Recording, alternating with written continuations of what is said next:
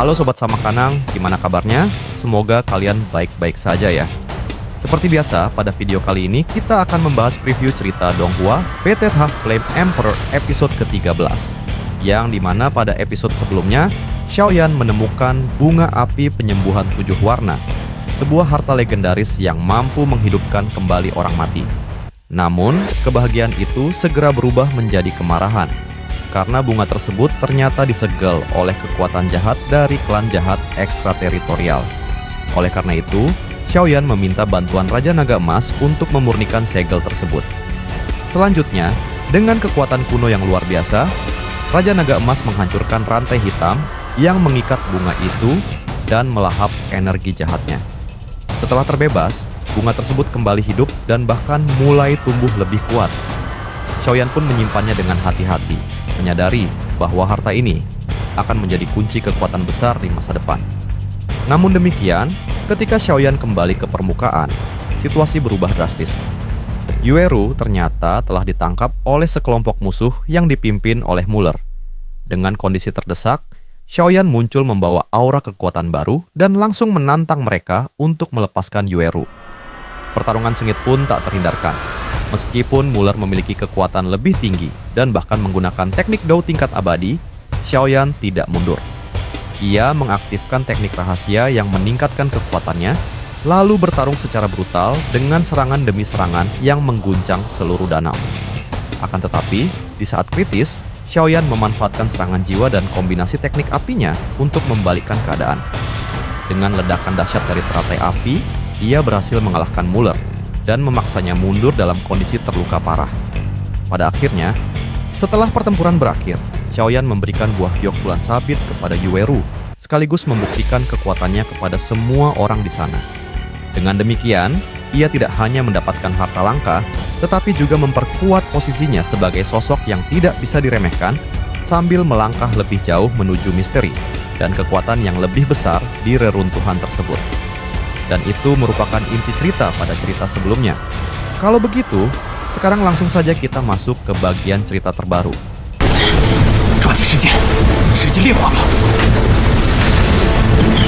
Jauh di atas langit danau yang mulai tenang, sebuah gumpalan cahaya tak terlihat menggantung tinggi, memancarkan kekuatan jiwa yang sangat luas dan megah. Energi tersebut menyebar seperti gelombang pasang yang pasang surut, menyapu ke segala arah hingga ke sudut-sudut pegunungan kecil di sekitarnya. Pada saat ini, tekanan jiwa tersebut begitu dominan hingga membuat seluruh binatang iblis tingkat tinggi yang mendiami wilayah itu merasakan ketakutan yang mendalam. Di bawah tekanan yang menyesakkan ini, tubuh mereka yang biasanya buas mau tak mau bergetar hebat di dalam sarang mereka masing-masing. Xiaoyan benar-benar mengesankan, mampu menggunakan kekuatan jiwa untuk menyerap ki spiritual langit dan bumi untuk memulihkan dirinya sendiri. Gumam Yueru sambil menatap kagum ke arah figur di udara. Sejak pertemuan pertama mereka di asosiasi alkemis, Xiaoyan terus-menerus memberikan kejutan yang melampaui logika. Perasaan khusus mulai tumbuh di hati Yueru, terutama setelah pemuda itu menyelamatkan ayahnya. Meskipun Xiaoyan menyadarinya, ia hanya menganggap itu sebagai bentuk terima kasih yang tulus. Yueru menatap cahaya tak terlihat itu dengan perasaan campur aduk. Ia menyadari bahwa kekuatan jiwa Xiaoyan telah mencapai tingkat yang bahkan mungkin akan membuat ayahnya merasa terancam. Jika dibandingkan secara murni dari aspek jiwa, gabungan kekuatan dua ayahnya mungkin tidak akan sanggup menandingi satu sosok Xiaoyan yang ada di langit saat ini. Di sisi lain, setelah berlangsung selama beberapa menit, gelombang kekuatan jiwa tersebut perlahan mulai memudar. Gugusan cahaya tak terlihat itu menyusut, menampakkan sesosok figur yang membawa penggaris berat berwarna hitam pekat di punggungnya. Xiaoyan mendarat dengan perlahan, tampak jauh lebih bugar dan bertenaga daripada sebelumnya. "Sudah sembuh?" tanya Yueru dengan wajah yang sedikit memerah. Xiaoyan telah menyelamatkannya berkali-kali, membuat Yueru merasa hubungan mereka seharusnya sudah lebih dari sekadar persahabatan biasa. Xiaoyan hanya mengangguk kecil sebagai jawaban. Ia tahu bahwa memadatkan jiwa hingga menyerupai bentuk manusia yang stabil adalah tugas yang sangat sulit, bahkan bagi ahli Dao di tingkat tinggi sekalipun. Ayo kita berangkat. Aku bisa merasakan tidak ada jejak inti binatang iblis tipe naga di sini, Jadi kita hanya bisa mencoba keberuntungan kita di aula utama, ajak Xiaoyan. Pertempuran dengan Muller sebelumnya sebenarnya tidak terlalu menguras tenaganya. Namun, Xiaoyan sengaja memilih untuk berangkat belakangan guna menghindari gangguan dari para pemburu harta lainnya yang masih berkeliaran di sekitar danau.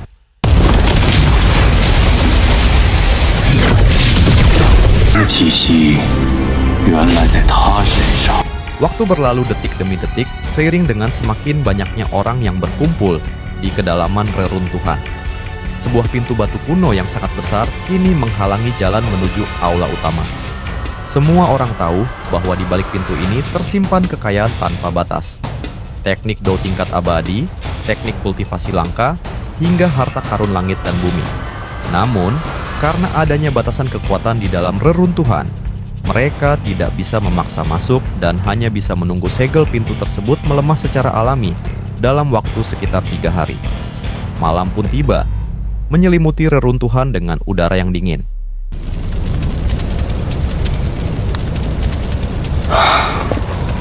Di tengah hutan terbuka, seberkas api unggun menerangi 2 sosok yang sedang beristirahat.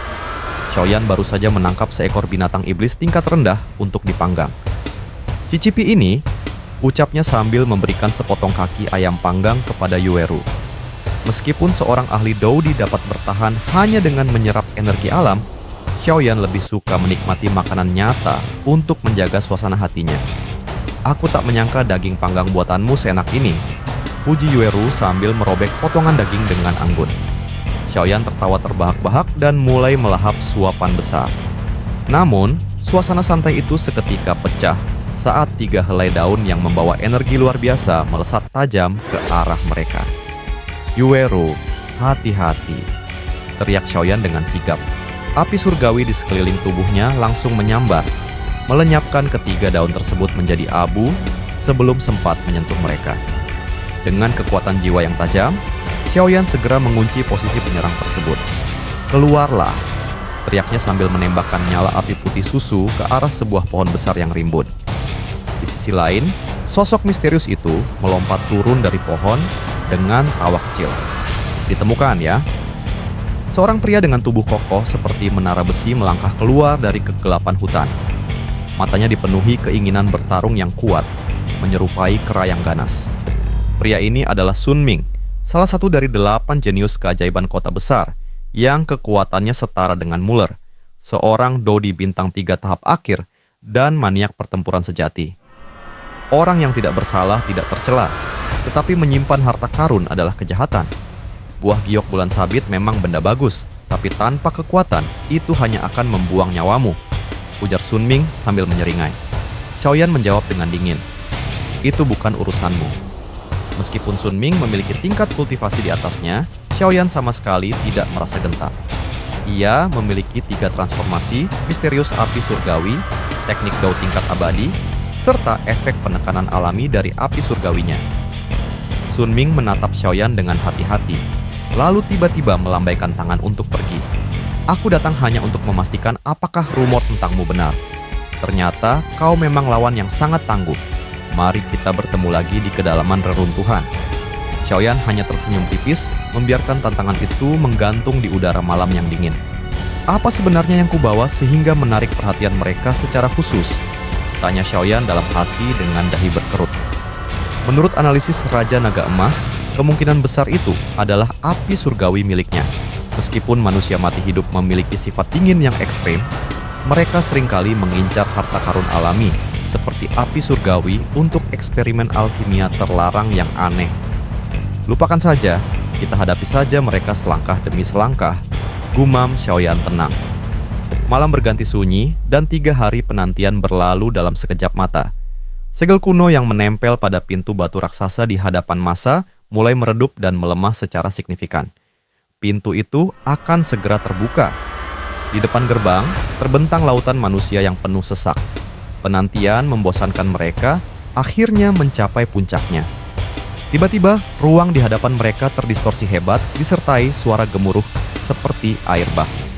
Fluktuasi energi di titik pusat pintu batu menjadi semakin intens, mengirimkan riak-riak udara yang panas ke wajah para penonton. Banyak ahli dengan mata tajam segera menyadari bahwa inilah saatnya. Di sisi lain, menyaksikan segel energi yang menjadi semakin ilusi, mata banyak orang di lautan manusia itu perlahan berubah menjadi merah padam akibat keserakahan. Napas mereka memburu, dan tangan mereka yang mencengkeram senjata perlahan mengencang hingga buku jari memutih. Aku penasaran pertumpahan darah macam apa yang akan terjadi dalam perebutan harta karun ini. Xiaoyan menghela napas, merasakan aura haus darah yang mulai memenuhi atmosfer. Ia menyipitkan matanya ke arah ruang yang semakin terdistorsi. Di balik suara berdesir aneh itu, ia merasakan fluktuasi energi yang sangat menakutkan. Layaknya gunung berapi aktif yang terpendam jauh di bawah kerak bumi dan siap meledak kapan saja. Bang! Kehampaan tiba-tiba hancur berkeping-keping seperti kaca yang rapuh, pecah menjadi ribuan fragmen spasial kecil. Serang! Reruntuhan telah terbuka. Raungan rendah dan rakus meledak dari ribuan tenggorokan saat mereka menyerbu ke depan, bagaikan kawanan belalang yang menutupi langit. Saat pintu batu perlahan berderit terbuka, aroma kuno, sunyi, dan sakral mulai tercium keluar. Di sisi lain, bukannya ikut menyerbu, Xiaoyan justru bergerak mundur dengan sangat tenang. Banyak orang mencibir tindakannya dan mengutuk bocah itu sebagai pengecut yang licik. Namun, Xiaoyan tahu betul risiko menjadi barisan pertama di tempat yang tidak dikenal. Pintu itu terbuka sepenuhnya, dan suara derit logam kunonya akhirnya berhenti, namun untuk sesaat, tidak ada seorang pun yang berani melangkah masuk karena suasana di dalam aula yang terlalu gelap. Tiba-tiba, ekspresi Xiaoyan berubah drastis. Indranya menangkap getaran ruang yang tidak stabil. "Mundur cepat!" teriaknya. Ia segera menyambar pinggang Yueru di sampingnya, mengetukkan ujung kaki ke batang pohon, dan melesat mundur secepat kilat. Para jenius dari 5 kota besar yang memiliki insting tajam juga segera mundur tanpa ragu-ragu. Kejadian selanjutnya sungguh mengerikan. Pecahan segel spasial yang semula berhenti, tiba-tiba meledak dengan kekuatan dahsyat yang setara dengan ahli Dou di bintang 4. Badai spasial menerjang seperti gelombang tsunami, menelan siapapun yang berada di barisan terdepan. Jeritan melengking bergema satu demi satu sebelum akhirnya mereka semua lenyap, ditelan hingga tak bersisa sedikit pun oleh kekuatan ruang tersebut. Di sisi lain, kerumunan di barisan belakang yang semula berdesakan maju kini berbalik arah dan melarikan diri dalam kekacauan total. Puluhan ribu sosok bergerak serabutan demi menghindari kematian. Barulah setelah badai tersebut mencapai jangkauan terjauhnya dan mulai memudar, Xiaoyan dan kelompoknya bisa bernapas lega. Di tanah, darah merah terang menodai area luas di depan pintu batu, sisa dari mereka yang terlalu tidak sabar. Sungguh segel yang menakutkan. Meskipun sudah ribuan tahun, dampaknya masih bisa menghancurkan ahli tingkat tinggi, ujar Xiaoyan dengan senyum tipis. Ia melambaikan tangannya dan berubah menjadi seberkas cahaya pelangi, melesat masuk ke dalam pintu batu yang kini sudah aman untuk dilalui. Begitu melangkah masuk, kabut abu-abu menipis dan menampakkan aula raksasa berwarna merah tua setinggi puncak gunung kecil yang seolah menembus awan. Skalanya begitu kolosal hingga aula cabang aula jiwa di benua Qi bertarung tampak kerdil jika dibandingkan. Aura api terasa menjulang dari dalamnya, memberikan kesan agung dan megah milik seorang kaisar. Di sisi lain, para ahli di sekitar tertegun menatap puncak aula merah tua itu. Xiaoyan mengamati sekeliling dengan mata menyipit, lalu tiba-tiba ia menarik tangan Yueru menuju arah yang berbeda. "Lewat sini." Kekuatan jiwaku telah merasakan aura binatang iblis tipe naga. Yueru terkejut dan bertanya dengan rasa ingin tahu. "Lalu, kita tidak pergi ke aula utama. Bagaimana dengan harta karun agung di depan sana?" Xiaoyan menjawab sambil terus bergerak cepat. Jika semudah itu untuk mendapatkannya, itu tidak akan disebut kekayaan besar. Kita ambil apa yang pasti dulu. Baginya, mengamankan inti monster tipe naga adalah prioritas utama sebelum terjebak dalam perebutan berdarah di aula utama. Kelompok manusia mati hidup yang sebelumnya mencuri buah giok palsu dari Xiaoyan melangkah pergi dengan rasa puas yang arogan. Mereka menganggap Xiaoyan telah kehilangan akal sehat karena membuang kesempatan emas di aula utama demi mengejar sesuatu yang tidak jelas. Namun, Feng Yi tetap berdiri kokoh pada pendiriannya. Sebagai seorang alkemis berbakat, ia sangat menyadari bahwa kekuatan jiwa yang terpancar dari tubuh Xiaoyan adalah sesuatu yang langka. Ia berharap bisa mendapatkan inspirasi bagi terobosan peringkatnya dengan terus mengamati pemuda itu. Di sisi lain, Xiaoyan dan Yueru mendarat dengan ringan di sebuah dahan pohon raksasa berwarna abu hitam. Pemandangan di depan mereka sungguh mengerikan. Sebuah hutan luas yang dipenuhi pepohonan tanpa daun, di mana batangnya lurus dan tajam mengarah ke langit, layaknya jutaan tombak yang siap menusuk apapun yang jatuh dari angkasa. Udara di tempat itu terasa berat, pekat dengan energi kematian yang dingin dan menyesakkan. Di tengah hutan inilah, bayangan abu putih raksasa sedang mendengkur dalam tidurnya yang tidak tenang. Xiaoyan segera melepaskan kekuatan jiwanya yang mengerikan, melonjak maju seperti gelombang pasang untuk menembus ki kematian yang tebal. Seketika, sosok makhluk itu terpampang jelas. Seekor kadal raksasa yang melingkar, dengan kulit yang ditutupi baju besi hitam legam, dan ki kematian yang berputar-putar di sekelilingnya. Fluktuasi energinya sangat masif, setara dengan seorang ahli Dou di bintang 4. Namun, Xiaoyan terkejut saat melihat baju zirah alami makhluk itu hancur di banyak tempat, memperlihatkan luka merah tua yang sangat dalam hingga menonjolkan tulang abu putihnya. Sepertinya, naga ini baru saja lolos dari maut. Binatang ini terluka parah, seolah baru saja dikeroyok habis-habisan, bisik Xiaoyan sambil sedikit mengernyit. Meskipun tidak ada tim lain di sekitarnya, luka-luka baru itu menunjukkan ada pihak ketiga yang sangat kuat. Yueru tersenyum kecil melihat hal ini, menganggap bahwa keberuntungan sedang memihak mereka. Xiaoyan pun memutuskan untuk menyelimuti tubuh Yueru dengan kekuatan jiwanya, agar mereka bisa menyelinap masuk tanpa terdeteksi oleh sang naga yang persepsi jiwanya sedang melemah akibat luka.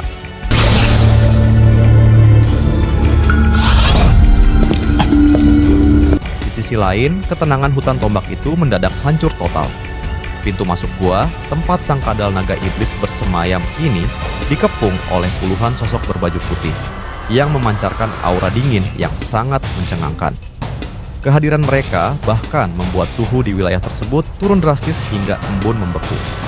Di barisan paling depan, berdiri dua lelaki tua bungkuk dengan aura jahat yang mencekam. Pemimpin mereka adalah seorang lelaki tua berambut putih yang menggenggam tongkat berkepala naga dari giok putih. Meski wajahnya keriput dan tampak seperti lelaki tua biasa, kehadirannya membuat rekan di sampingnya yang memiliki aura sangat kuat tetap berdiri setengah langkah di belakang sebagai tanda hormat. Yueru yang mengamati dari kejauhan langsung mengenali pola kepingan salju pada pakaian mereka. Ternyata mereka orang-orang dari Solomon. Serunya tertahan. Solomon adalah kekuatan raksasa dari benua Xuanling yang sangat disegani, sekaligus ditakuti. Raja Naga Emas yang berada di dalam diri Xiaoyan juga merasa heran. Ia merasakan aura orang-orang Solomon ini tampak tidak stabil, seolah ada sesuatu yang dipaksakan. Ketegangan memuncak saat lelaki tua berambut putih itu maju dan menuntut darah naga dari sang kadal. "Kami hanya datang untuk meminjam darah nagamu," ucapnya datar namun penuh ancaman. Mendengar hal itu, sang kadal naga iblis mengamuk hebat. Ekor raksasanya menghantam tanah hingga menimbulkan ledakan keras. "Manusia menjijikan. Seandainya aku tidak terkena racun licik kalian saat makan tadi, aku pasti sudah mencabik-cabik kalian semua," raung sang naga dengan suara menggelegar. Ternyata, kelompok Solomon telah menggunakan racun khusus untuk melumpuhkan naga setingkat bintang 4 ini. Meski sang naga sangat ketakutan melihat tongkat berkepala naga di tangan si lelaki tua, ia tetap menunjukkan harga dirinya sebagai keturunan naga. Dengan satu raungan naga yang memekakan telinga, ia memanggil seluruh bawahannya dari segala penjuru hutan. Seketika, bumi bergetar. Sejumlah besar binatang iblis muncul dari kegelapan hutan, termasuk 3 monster kuat yang mampu menyaingi ahli Dou di bintang 3 tahap akhir.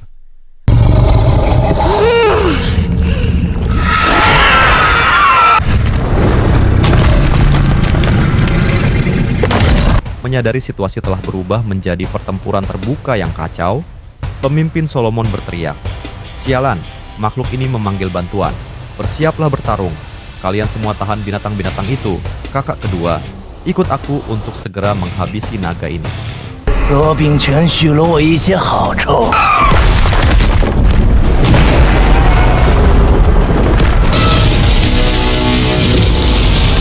这里发生了仙气手，